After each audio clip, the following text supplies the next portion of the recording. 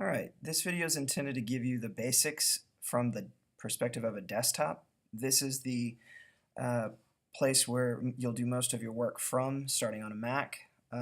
What you'll notice here is you'll have in the right-hand side a folder named Apps.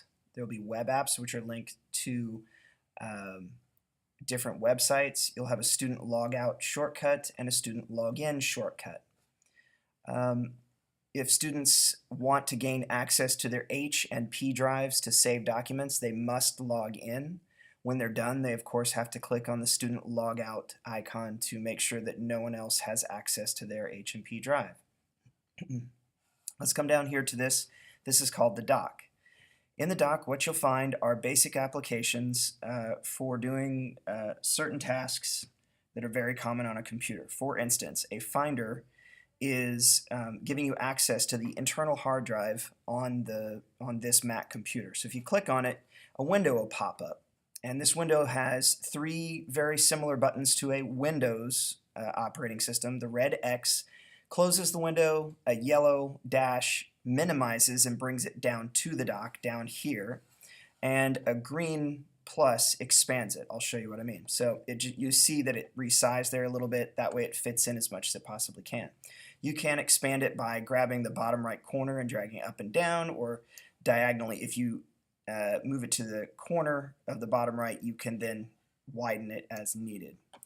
On the left hand side, it will show you, it has a column that shows you all the files is the first selection.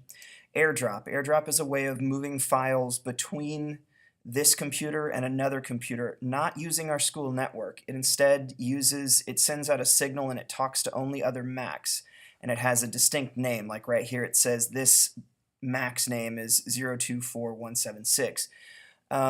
The other computer has to have AirDrop, has to open a Finder and click on AirDrop for that to work. I'll get into that more later. Applications. This shows you all the applications that are on the computer, entirely all of them. The majority that are used most commonly are down here in the dock, but all of the applications can be accessed through this left-hand column in the Finder called Applications.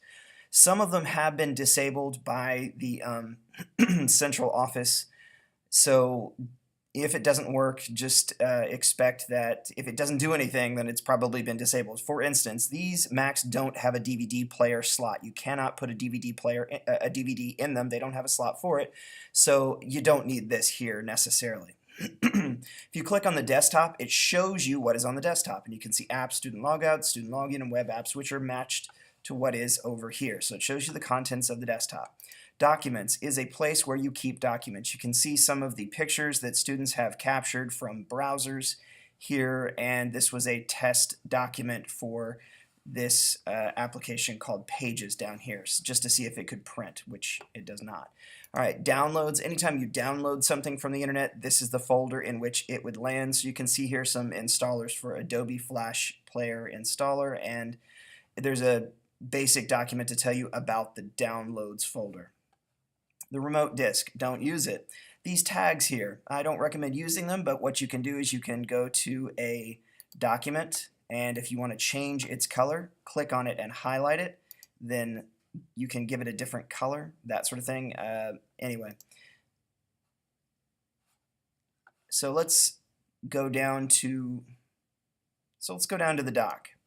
These are the common applications that you'll use. Safari, this is the same web browser that's on your iPhone or any common iPhone. Chrome, it's simply Google's browser.